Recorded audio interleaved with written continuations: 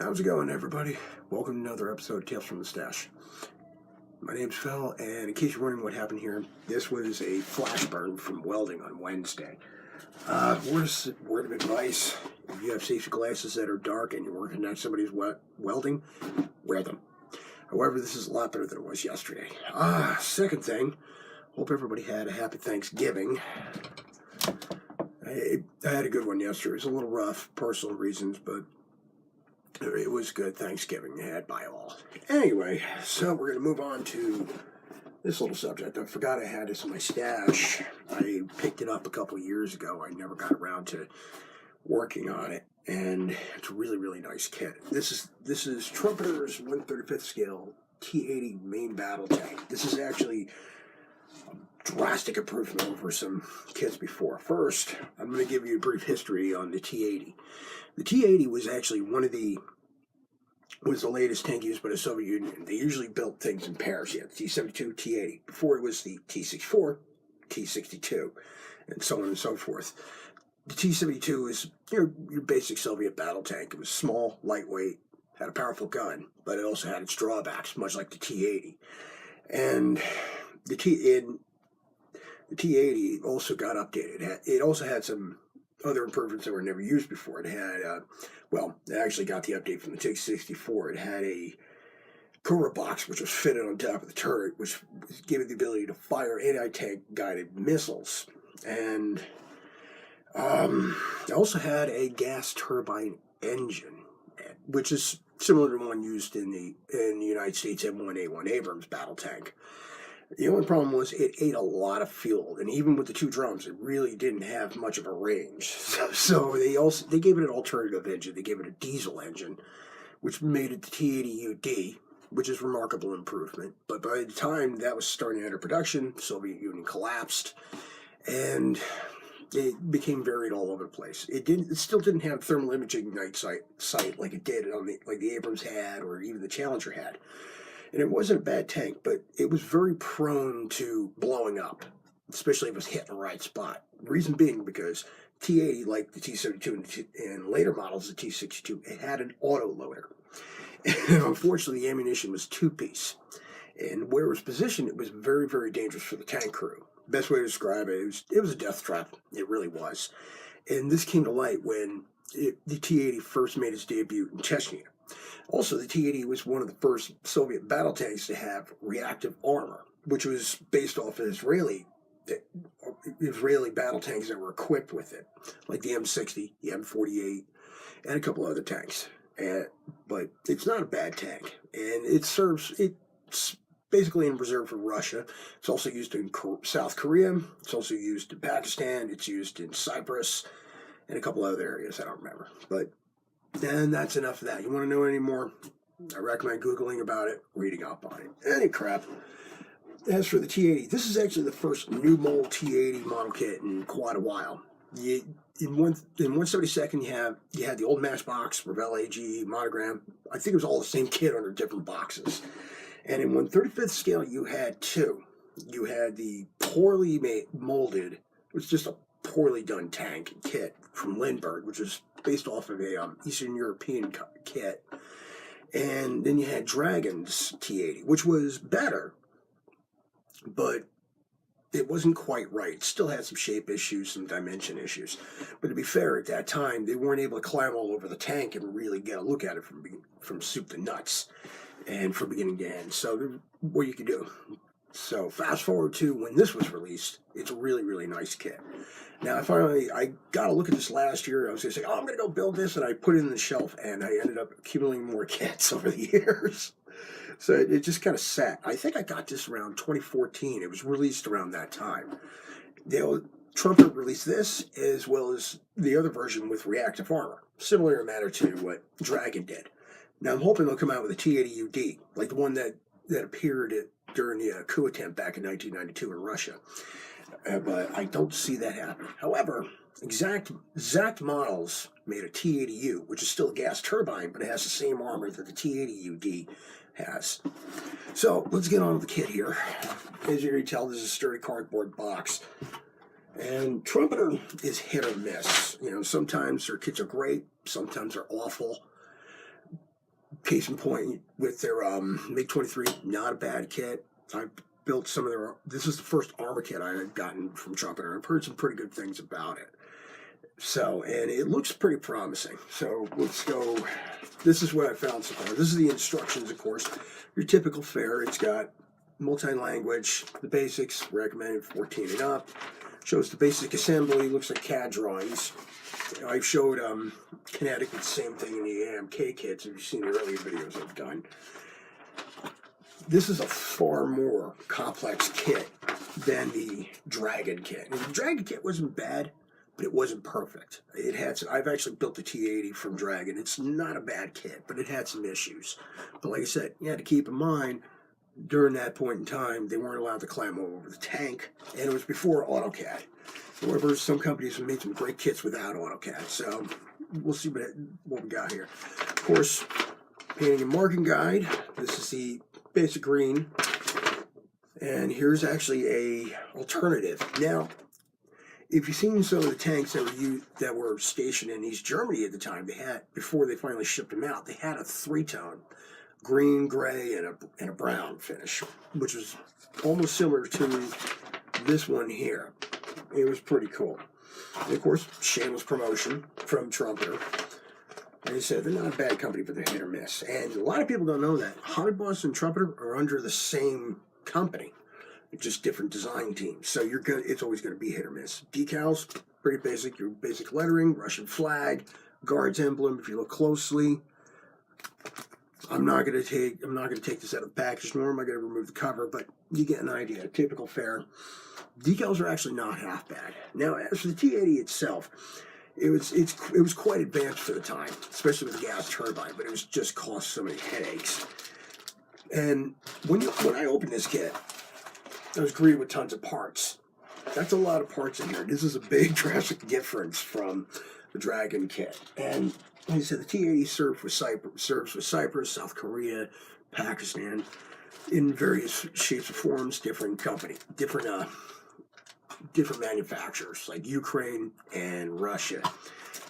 Here is, now, good part about this, comes with separate parts. Here is actually the turret for the T-80. It looks like a T-80 turret, of course, but if you notice, on the old Dragon kit, it would have the slope at the end.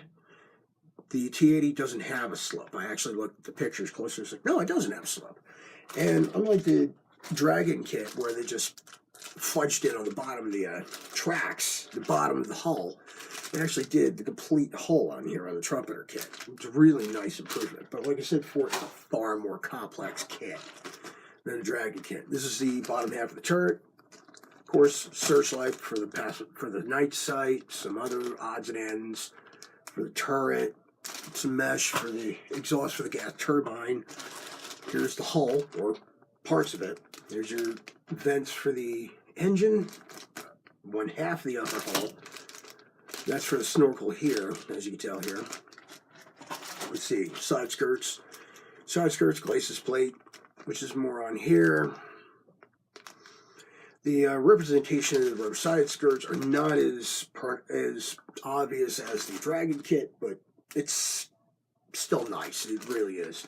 And this one looks like it's really well molded. Here is the fuel tank side skirts. Again, not side skirts, but rear end of the decking. Cupola for the turret. Snorkel, part of the snorkel. This, like I said before, it's a far more complex kit. And when I was reading through the instructions, which I'll run back to and show you, it shows how it's set up. You build your main hull, and then you build the sides of the hull and along with the running gear and stuff. Here's more. Here's the front of the skirts. Plow blade, dig in, rear of the turret, I think. Running gear, drums. Here's the running gear, the sprockets, and the front of the running sprockets.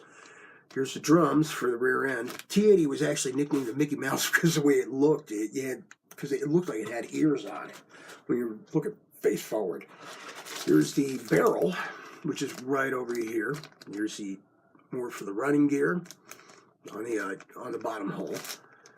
See, Cobra box that they used for the anti-tank wire-guided missiles. I could be wrong. It might not be anti-tank, but still, it's a guided anti-tank missile that they fire from the barrel. The barrel is actually more closer to scale than it was on the Dragon kit. That thing was big. I thought they were using 152 millimeter. Here's the wheels, some spare tracks, like they hang on a truck. The wheels are a big improvement over the road wheels of the Dragon kit. And you can see it right over here if I show you closely. It's got the bolt pattern. It's actually got the little bolts. And it's got shows the rubber wheels, the rubber rims on the wheels themselves. It's actually about 4 sets of these.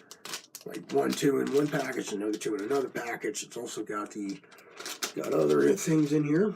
It also has the ammo boxes for the machine gun. Here's the torsion arms. And you glue the wheels on until here. Arms here, some springs. More of them once again. 4 sets. And last but not least, here is the log, which is common on Soviet tanks, and 2 mantlets. Now, I got curious about the 2 mantlets here, and I looked at the instructions. It actually shows one straight and level, the other raised up a little bit. There's also clear parts and photo etch parts. Now, the clear parts are mainly for the periscopes, the sights, and headlights and stuff, which is a nice touch, but I do think it's unnecessary. I can always replicate it with paint or use reflective material, depending. And as for the photo etch, here's your sheet, photo etch brass. Like I said, this is a far more complex kit than expected, and some of these parts are actually used throughout the entire assembly, so I recommend having a sharp knife and files on hand to deburr anything that you cut off. And let's get back to the instructions here so you can find them. As I said before, the instructions are basic AutoCAD, but it gives you an idea of how complex this tank is. This is your lower hull. It is very complex. This is a far cry from the Dragon kit, or even the Skiff kit that came out after the Dragon kit, which was a little better, but they did the T-80UD and a T-84, which was 2 different beasts. The kit itself wasn't bad, very basic, but it was more accurate. It just wasn't as well detailed. But you see how, right here, how complicated the lower hull is. Now this shows the upper hull here. Now this is where it gets interesting. Here's the middle of the hull, the upper hull assembly. You can see it right here. That's how narrow it is. And then they show you the side skirts. Well, not the side skirts, the stowage bins and the fuel tanks on the side of the tank here, as you can tell here. And you glue these on the side after you put the tracks on it, which I will discuss in a little bit. The tracks are typical Trumpeter. They come in 3 pieces. I shouldn't say 3, 2 pieces. You got your track teeth, which is so it doesn't slide, so the tracks don't fall out. And of course, the tracks themselves. Now, the tracks are very similar to the old T-64, but they're also new, and they were designed for this tank. And once again, these are individual track links, so they can be very difficult to deal with. But they do have a guide, so you can make the track links straight and narrow, which makes it a lot easier. This is a nice touch for Trumpeter, because anybody that's dealt with individual track links and tried gluing them together, they can be a real pain in the ass. If you don't want to deal with these, Trumpeter does make an aftermarket track link set. For a variety of their tanks, I actually used their T-72 track links for Tamiya kit, because I didn't feel like dealing with the rubber tracks that they provided. They just snap together. They're really, really nice. Now, the ones for T-80, I've heard a little more complicated. You still got to glue them, but you can still snap them together when it's all said and done. And this is like I say, this is definitely far more complex kit. I don't know I'm sorry for repeating myself, but it's just like, it's a lot of parts. It really is. I mean, I don't recommend this for beginners because how many parts are, but for the veterans and stuff, you're going to have a field day with this. It's actually very well done. As I said before, this is very well done. How accurate is it? I'm going to suspect it's quite accurate, because even though Trumpeter does make goofs here and there, especially with shape issues, this looks like a far better kit than the Dragon kit. I mean, the Dragon kit, a little bit of attention, a little bit of love, you're going to have a winner on your hands. But this one comes out very well. And I've seen pictures of it as finished online, and it's really, really nice. I mean, it's very quite nice. And I've always, for some reason, always had a fondness of the Soviet tanks. Particularly the T-72 and the T-80, because I grew up at the end of the Cold War, so something like this has always been appealing to me. Whereas other people, they're more into World War II stuff, even though I do like that. But Cold War is my favorite subject. And I mentioned the decals before. I've heard Trumpeter's decals are pretty decent. Printing-wise, they're not the best in the world, but they're still usable. And if you don't feel like using them, there are aftermarket decals out there. They do make them for... They also do make, you can only steal them from a Dragon kit. They also make them for other stuff. Now, the painting guide, it isn't just Mr. Hobby. It's the same thing like most Chinese kits. It's GSI Krios, which is Mr. Hobby, Mr. Color. But they also, like the Kinetic and otherwise, they also have ones for Vallejo, Model Master, Tamiya, and Humbrol. Now, you might not be able to find all the colors, but if you do your proper cross-referencing, like I mentioned before, you shouldn't have any trouble with this. But this looks like a really, really nice kit. I mean, I'm probably not going to get to it until my son gets a little older. He's more self-sufficient. Or he's down here with me while he's playing with Legos or something as he gets older. So I can keep an eye on him and work on this in the process. I do recommend this kit for those who are in the Cold War and if you want a challenge, but I don't recommend it for beginners because of the complexity and how much time and patience it's going to require. But it looks really promising, and I can't wait to start this one up. Finally be able to put this one next to the T-72 kit I got completed, which I got to get from my in-laws' house. Speaking of which, it's been sitting there for the past couple of years. And it's done. I just never brought it over. I also need a bookshelf. That's another story unto itself. But like I said before, this kit's worth checking out. I recommend building it. I recommend trying it out. This is what I have for now. If you got any more questions or something, I'll probably do a follow-up. I don't know. But if you can find it, get it. However, make sure you have a lot of money on hand. I think I paid about $60 to $70 for this one, mostly because of tariffs, but also because it's just not cheap, and it's worth every penny. Looks worth every penny. They also made a sister kit with reactive armor, so if you don't feel like doing this one, they do have the reactive armor one. However, I've heard they've molded the bricks in each one, not just like in blocks like Dragon did, but each individual block, which means you better make sure these things are all together. Make sure they're right on the first try, because you may never get a second chance with them. I do suggest doing your research on, depending on what you're building, what version you're going to do, because there's a lot of nice pictures of this out there, and I do recommend checking them out. Like I said, I'm hoping Trumpeter will come out with a T-80 UD, like the ones that were at the coup attempt back in '92. We'll find out. This is all I got for now, so I will talk to you guys next time. I'll probably be working on something in the process. Maybe I'll have a finished kit. I don't know. Happy modeling. Take it easy, guys. And this eye will be better, and I will talk to you again soon.